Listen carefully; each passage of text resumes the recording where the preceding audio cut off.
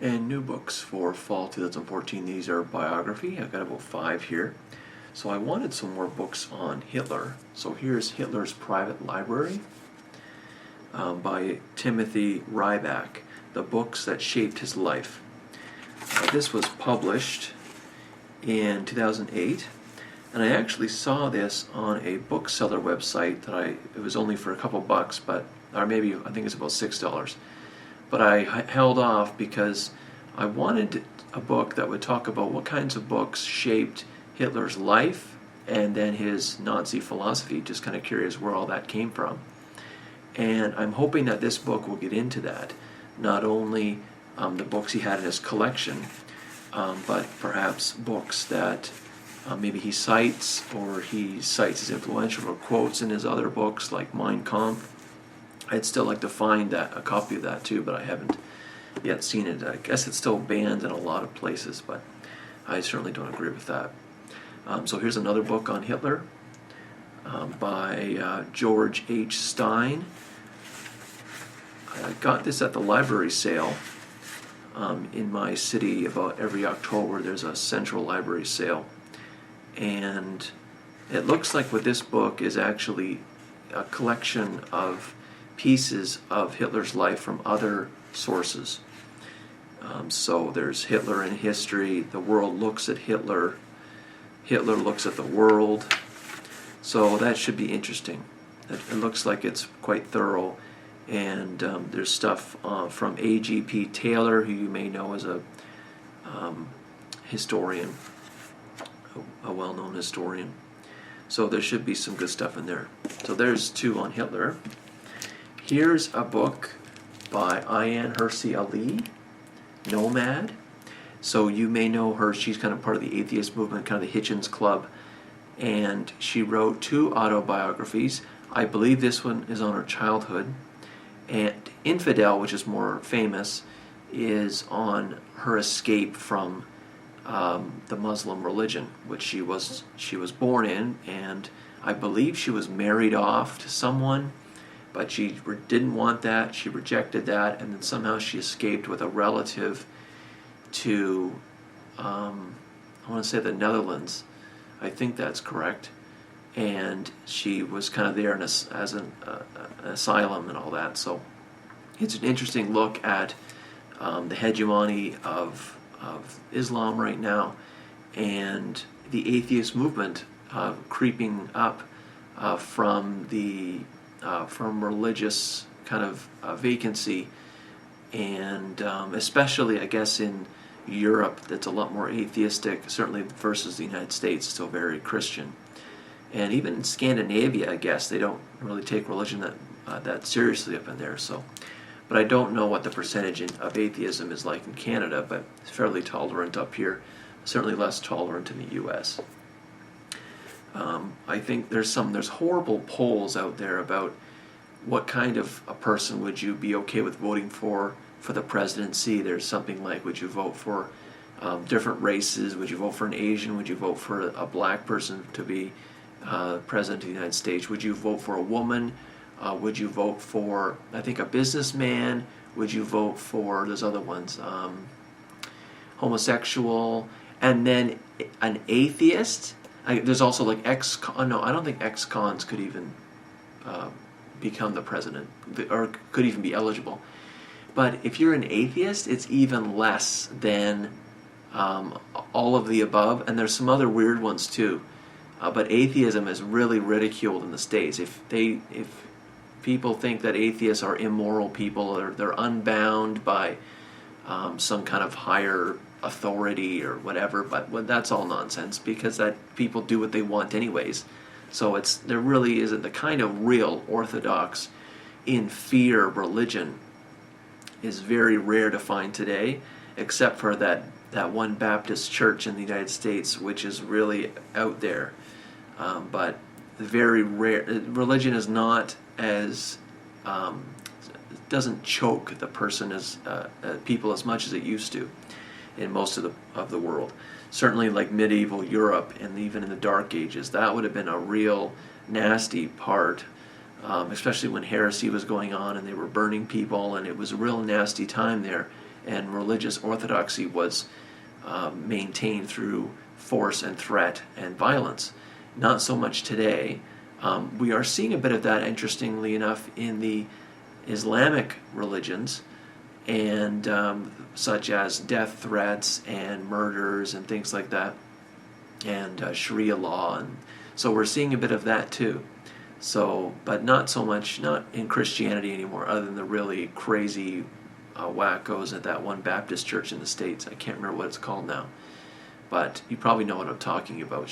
This woman was on Fox News a few times and saying really stupid things about homosexuals burning in hell, or I don't know, something. There was something else too about war, something also about warfare, but I can't remember now. But anyways, here's another one. The Man Who Loved Only Numbers. This is the story of Paul Erdos and the Search for Mathematical Truth. This is by Paul Hoffman. I actually read, I think I got this, I think it was a discard in my library. I read about the first 10 pages of this, and I was a little, it was going okay, but I found the mathematical genius I assume he must be, and apparently he publishes all kinds of things in mathematics, and he, from what's described in the book, it appears like this Paul Erdos guy is a bit autistic.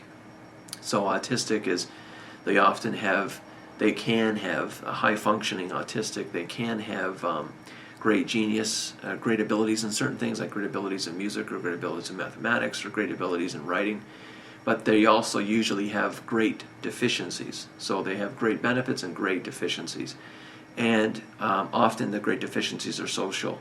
And I got that sense that from this book. I haven't looked on Wikipedia to see if that's true, but I got that sense of this person. But I'm also a little bit suspicious, because mathematics, I just wonder, mathematics' best use is when it's tied to reality, and you can essentially build a bridge with your mathematical proofs. But the more that you can't, the more abstract mathematics gets, and the more, like, for example, you may have saw my review on Flatland, where dimensions are conceptualized and isolated in mathematics, and also created in mathematics just for the pursuit of mathematics, or how to design such a dimension mathematically. That doesn't mean that it's true in reality. It's an experiment. It is so far above above reality that it's almost made up. It's just a coherency truth. It's a coherency system in mathematics. And I wonder if mathematics, maybe in some cases, is getting into that. It's getting beyond its application into reality. And now, I should also say, though, that mathematics, just like I think science fiction literature is also probably a good example, it has a way of really going beyond present use and being a mass speculator. Philosophy also. I think philosophy, mathematics, and some very inspiring fiction writers are the few people able to make grand speculations, and their grand speculations are then not again visited for half a century or more, when finally the present technology and present understandings and present engineering or present applications of knowledge catch up to what the theoretical has discovered and finds a use for it. So it's also very possible that the kinds of things that this Paul Erdos guy discovers is something that is not apparent to be useful now, but in the future could be. So, for example, like getting past the speed of light and trying to get to warp speeds, like they do in Star Trek, would be nice. Right now, it's not conceived as possible, but maybe some insane mathematical abstractions can later, we can later discover that it is possible. So anyways, I have very few books on mathematics. This is a biography about a mathematician, so I'm happy to have that. And the last one, by Christopher Hitchens, Why Orwell Matters. Mr. Cropper on his YouTube channel, that's MRCROPPER, he has a review of this. I think it's about 9 videos long, and It's very good, and Hitchens is a good writer. And I've also been reviewing. I think I've got one more video to go. I've been reviewing Hitchens' Letters to a Young Contrarian, which is also very good. But I'm curious about Orwell because of course, he's famous for Animal Farm, which is a political treatise on communism, essentially making fun of communists and saying, yeah, you want everyone to be equal, and the socialists are basically in the same group. You want everyone to be equal, but look what you've done. You look, the pigs, of course, are more equal than others, and that's kind of what happens in these kinds of systems in reality. They're contradictions, and so Animal Farm does that. It's a political treatise, but it's written as in a farm kind of story, and if you haven't read that, you must. And then, of course, Orwell's 1984, which is probably more well-known. And in 1984, of course, Orwell talks about the takeover and the tyranny of government and what it could possibly do. Huxley's similar work, called Brave New World, is when pleasure and technology take over. And essentially, the more people gain leisure as we advance, and we don't have to work as much, and we have more leisure, it becomes more and more important what we do with that leisure. And so I'm interested about what Hitchens will say about why Orwell's important because of those things, his politics. But the funny thing is that Orwell was a socialist, but yet he criticized communism. And also his 1984 about tyranny.